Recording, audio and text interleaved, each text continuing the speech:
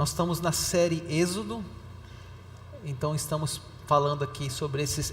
Êxodo é o nome do segundo livro da Bíblia.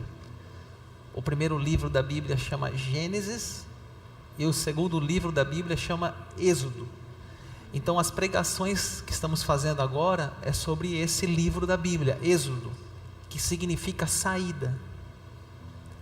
E já fizemos 5 pregações em cima do livro de Êxodo. A primeira, o tema foi Moisés, o tema.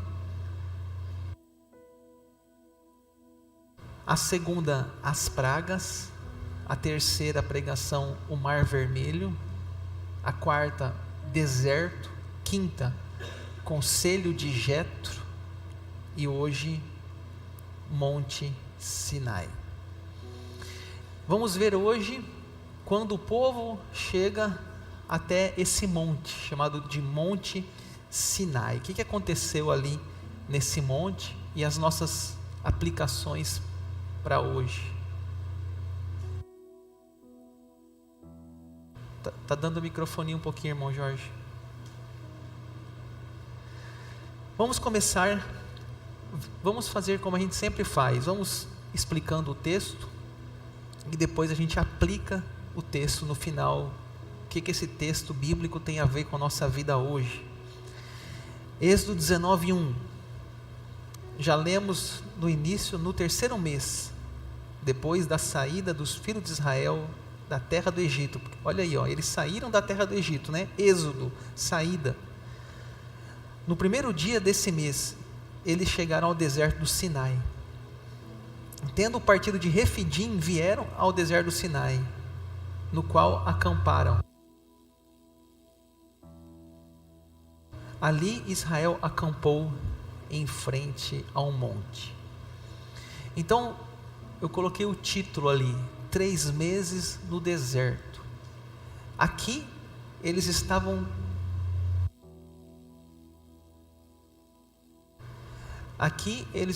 vagando 3 meses no deserto. Já vimos aí o que aconteceu.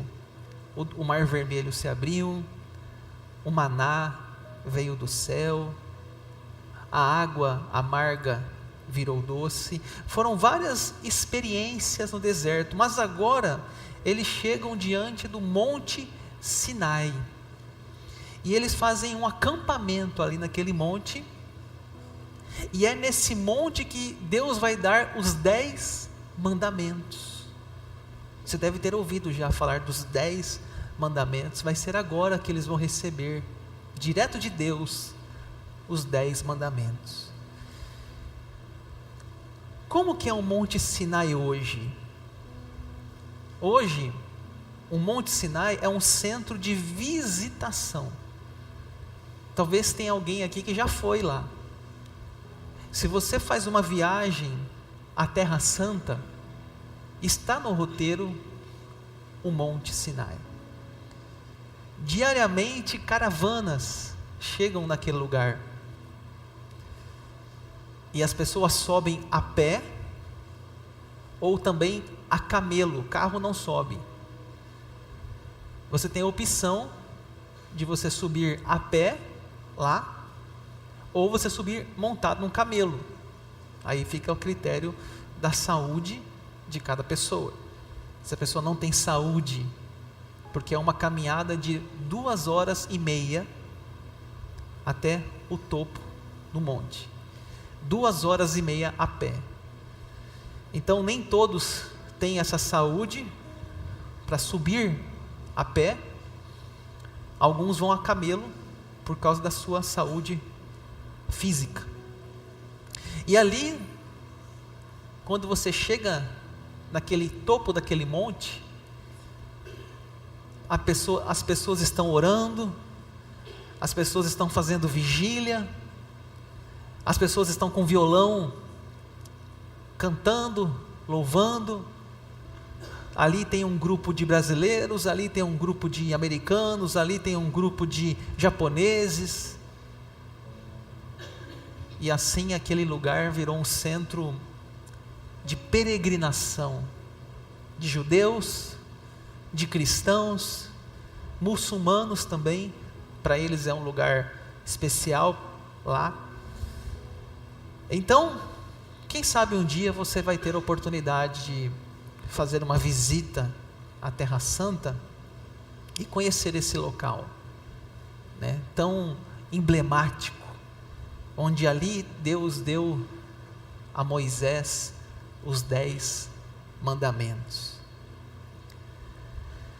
O texto continua: Moisés subiu para encontrar-se com Deus, e do monte o Senhor o chamou e lhe disse: assim você falará à casa de Jacó e anunciará aos filhos de Israel.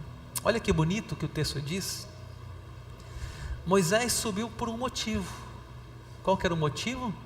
Encontrar-se com Deus, né? Esse é o objetivo da nossa vida, né? O encontro com Deus. Por isso que essa mensagem de hoje fala muito sobre oração. Moisés subiu para encontrar-se com Deus, e o Senhor, diz o texto, o chamou. Deus tem um relacionamento ali com Moisés. Deus tem uma conversa. Deus tem, os dois trocam uma experiência de amizade, de um ouvir, um escutar. O texto continua: vocês viram o que fiz aos egípcios, e como levei vocês sobre as asas de águia, e os trouxe para perto de mim. Olha o que Deus fala para Moisés. Moisés, começa a lembrar do que aconteceu. Moisés, lembra-se do Mar Vermelho que abriu. Moisés, lembre da água amarga que virou água doce e vocês beberam. Moisés, vocês viram o que eu fiz com seus próprios olhos, e como levei vocês como asas de águia. A águia é uma imagem muito linda na Bíblia.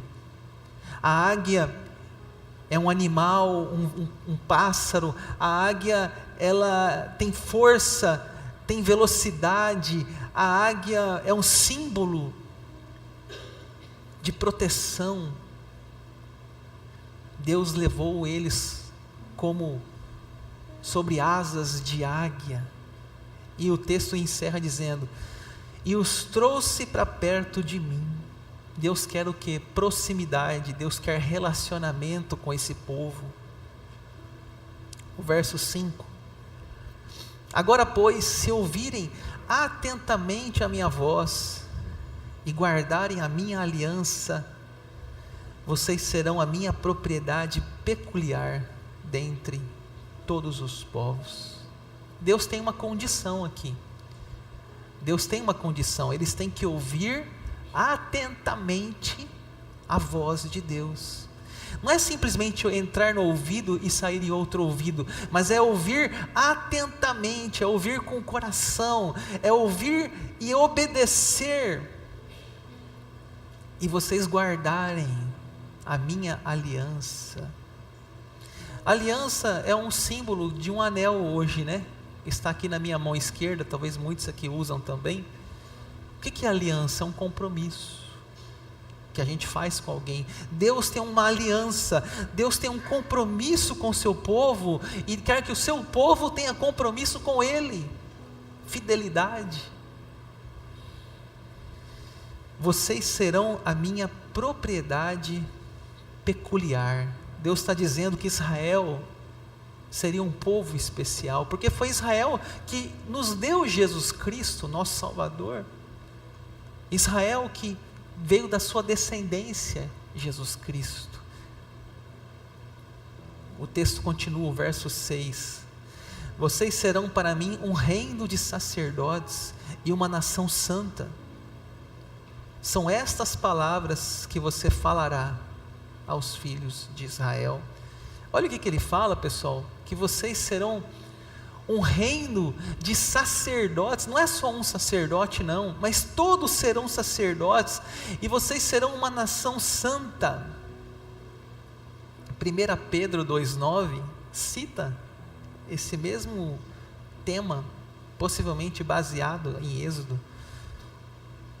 Vamos ler na tela, 1 Pedro 2,9: vocês são geração eleita, sacerdócio real, nação santa, povo de propriedade exclusiva de Deus. Olha que Deus já falou com Moisés isso, que eles seriam um reino de sacerdotes, que eles seriam uma nação santa. E aí depois no Novo Testamento, Pedro fala novamente: vocês agora, não só Israel, mas o brasileiro, o argentino, o grego, todos somos essa propriedade exclusiva de Deus, um reino de sacerdotes. Não existe um sacerdote, todos somos sacerdotes.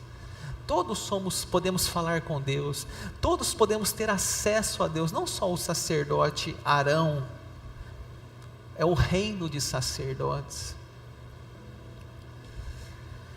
Moisés repassou as palavras, então Moisés chamou os anciãos do povo e expôs diante deles todas essas palavras que o Senhor lhe havia ordenado. Então o que Moisés fez? Porque lá no monte estava só Moisés e Deus.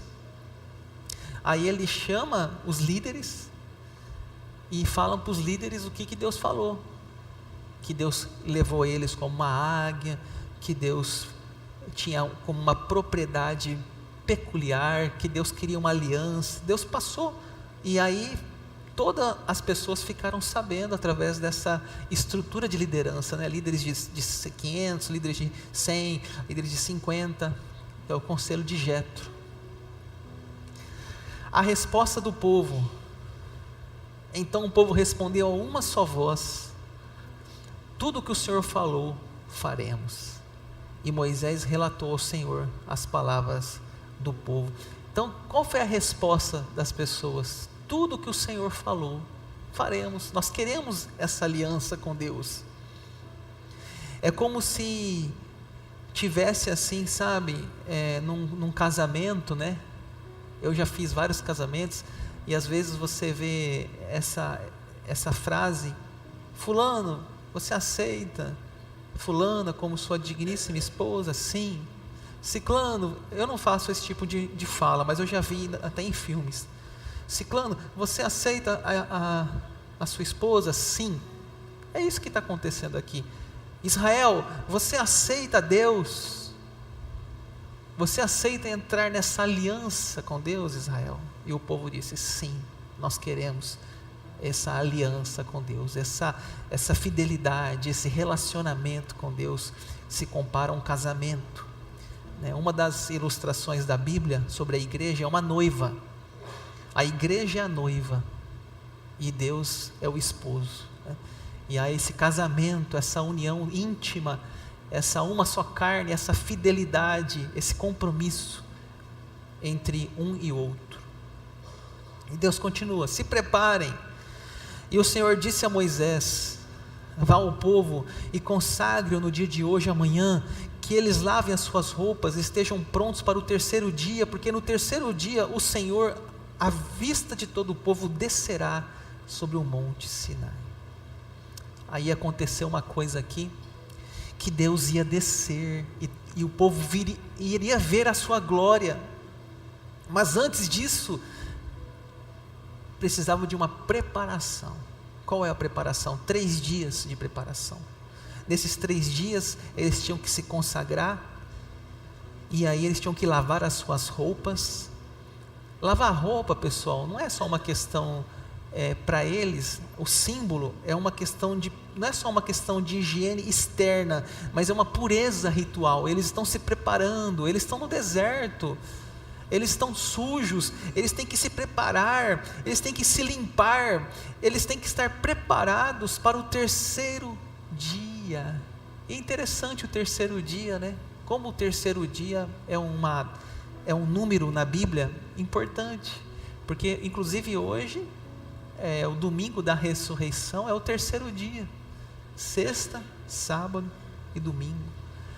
Terceiro dia na Bíblia tem um símbolo poderoso onde nós vemos também no Novo Testamento a ressurreição de Cristo.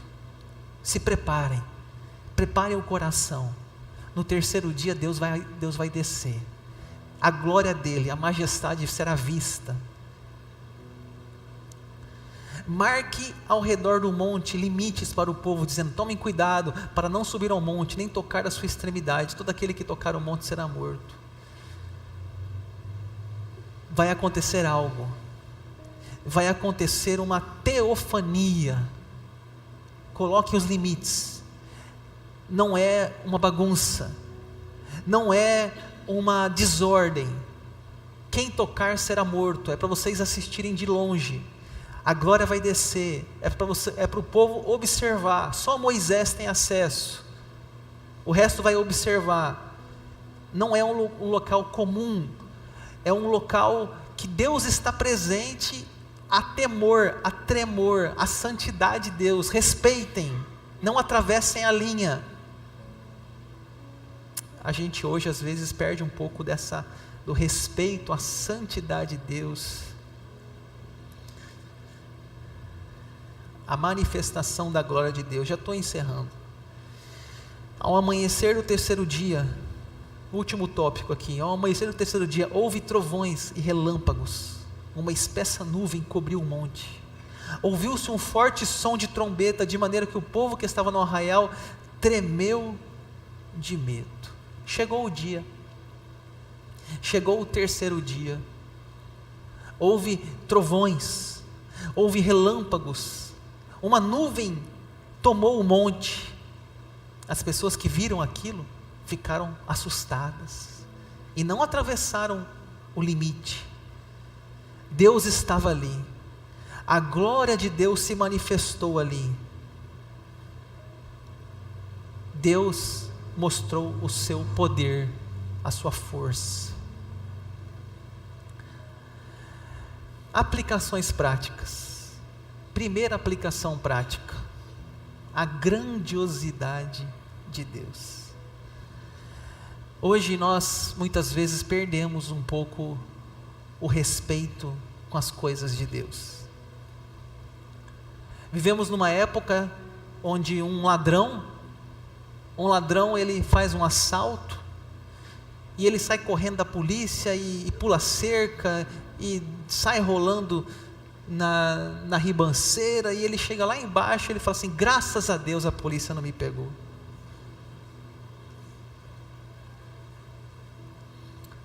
Nós vivemos hoje um conceito muito raso, até de usar o nome de Deus, que eles tinham respeito. O dos mandamentos era: não falarás o nome do teu Deus em vão. Eles nem escreviam. E hoje nós vemos assim uma banalização de Deus, do nome de Deus. Tem uma música da cantora Xuxa Meneghel, sei que quem lembra dessa música, a música chamava Lua de Cristal. Essa música dizia assim: tudo que eu quiser, o cara lá de cima vai me dar. O cara lá de cima vai me dar. Aí o refrão diz: lua de cristal. Gente, o cara lá de cima, que conceito tão banal de Deus. Você percebe como que distorce? Você hoje vê um show sertanejo universitário, DVD por exemplo, já passei em ambientes, estava passando lá um DVD, a turma está cantando: vou trair, vou beber, vou... O que é um tombo para quem já está... Deixa quieto. E aí termina a música, fala assim: vai com Deus, Deus te abençoe.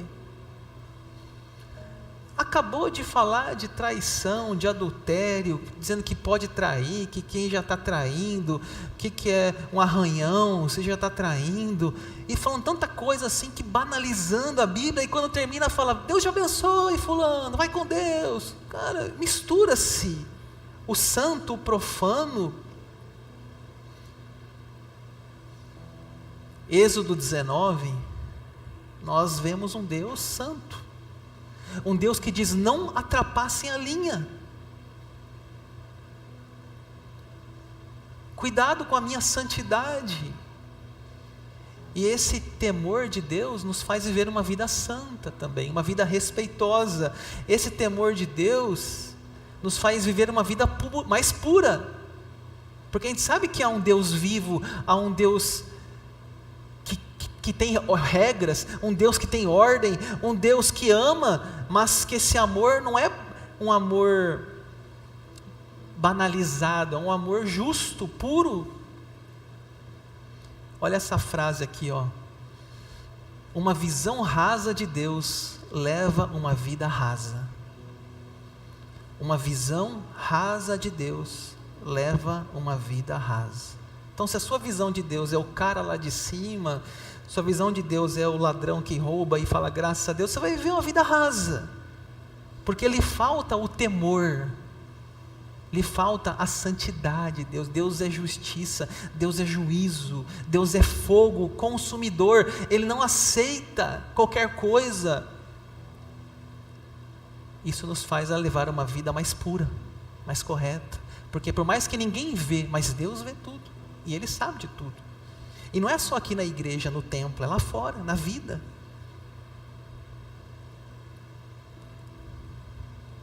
A segunda aplicação é que Deus vem ao nosso encontro. Moisés, ele subiu ao monte e o texto fala: Deus veio ao encontro dele. Não foi somente Moisés que subiu, mas Deus que desceu. Deus faz contato, Deus tem interesse no contato. Não é só nós que estamos interessados em Deus, Deus está interessado em nós. Deus está chamando: eis que estou à porta e bato, se alguém ouvir e abrir, eu entrarei. Ele está buscando contato conosco, mas às vezes nós estamos tão corridos, às vezes estamos tão atarefados, que a gente não tem tempo para Deus. Mas Ele quer relacionar, Ele está nos chamando todo momento, todo dia. Tem até um teatro que eu assisti uma vez, que o teatro é assim: um jovem de joelho, e o jovem fala assim: ô Jesus, vem passar comigo esse dia, vem estar comigo nesse dia. Aí de repente bate na porta, ele vai a Jesus: ô Jesus, você veio? Você não pediu? Ah, mas não sabia que ia ser tão rápido assim, que você ia vir, né? Aí Jesus entra na casa dele. Aí a hora que ele senta no sofá: ô Jesus, vamos assistir uma televisão aqui. Aí: não Jesus, isso aqui é melhor você não ver não, porque isso aqui é uma série que eu estou assistindo aqui, mas não, você não vai gostar das coisas que eu estou vendo aqui não, deixa eu mudar aqui. Mas você não pediu para ele vir? A série não combina com a vida dele? Aí toca o telefone, os amigos: ô rapazão, vamos passar aí, vamos tomar uma, não sei o que. Ele: rapaz, estou com uma visita aqui, não vai dar. Não, mas vamos passar aí. Aí ele chega assim: Jesus, é o seguinte, eu vou precisar sair, mas fica à vontade, fica em casa. Lá onde eu vou você não vai gostar, você não vai se sentir bem. Aí a hora que ele vai levantar para sair assim para a porta, né? Jesus vai atrás dele. Ele: Jesus, falei para você, fica no sofá, assiste Netflix, assiste Prime Video, fica à vontade, assiste The Chosen aí. Ele vai levantar para sair de novo, Jesus vai atrás dele. Ele grita: não vou gritar aqui em respeito a vocês. Jesus, não falei para você? Poxa, fica aí. Aí na terceira vez que ele vai, Jesus vai de novo, ele pega Jesus e crucifica Jesus na parede e fala assim: fica aí. E aí ele olha para a plateia e fala: você está rindo? Você já não fez isso com Jesus? Ou seja, a gente, talvez, será que nós respondemos a esse encontro com Jesus? É fácil falar, Jesus vem ao meu encontro, mas será que nós recebemos Ele de forma digna? No nosso dia, na nossa casa? Aqui no templo, gente, todo mundo tem cara de santo, roupa de crente, jeito de crente. Não é aqui dentro, é lá fora. E Ele está querendo relacionar com a gente. Ele está chamando a nossa atenção. Em último lugar, nós vamos ao encontro de Deus. Êxodo 19 fala que Moisés subia. Sabe, era uma caminhada, eu já disse, de 2h30. Ele subiu esse monte cerca de 7 vezes. Subiu e desceu. Subiu e desceu. Subia e vinha falar com o povo. Subia e vinha falar com o povo. Talvez você, já encerro aqui, precisa do seu monte. Talvez você também precisa do seu encontro com Deus diariamente. Assim como Moisés subia, você também precisa subir. Mas talvez você não vai conseguir ir lá no monte ou lá ali na região ali que tem uns lugares de oração aqui em Rondonópolis, né? Como chama lá na Cidade de Pedra. Talvez você não vai conseguir ir lá. Talvez você não vai conseguir ir numa cachoeira ou ir numa cabana de madeira e ali você dizer: Deus, estou aqui. Mas nem por isso você deve deixar de buscá-lo. Se você só buscar a Deus no monte, talvez vai ficar muito tempo sem encontrá-lo, porque tem o trabalho, tem a família, tem o combustível. Mas você pode fazer da sua casa um monte. Você pode fazer do seu quarto uma capela. Você pode fazer do seu escritório uma cabana. E ali você pode ir ao encontro de Deus. Precisa ser um lugar acessível. Precisa ser um lugar que você possa ir todos os dias. Onde é o seu encontro com Deus? Alguns podem talvez ter que chegar mais cedo no escritório e ali, antes de começar o seu dia, fazer uma oração, ler ali o pão diário, ler o café com Deus Pai, ler um trecho da Bíblia, ou colocar um louvor, ou fechar os olhos e falar: Deus, abençoe meu dia, abençoe minhas atividades. Onde é o seu encontro com Deus? E pode ter certeza que isso fará diferença no restante do seu dia. Isso fará diferença no restante do seu dia, quando você tira um tempo para encontrar com Deus. Amém?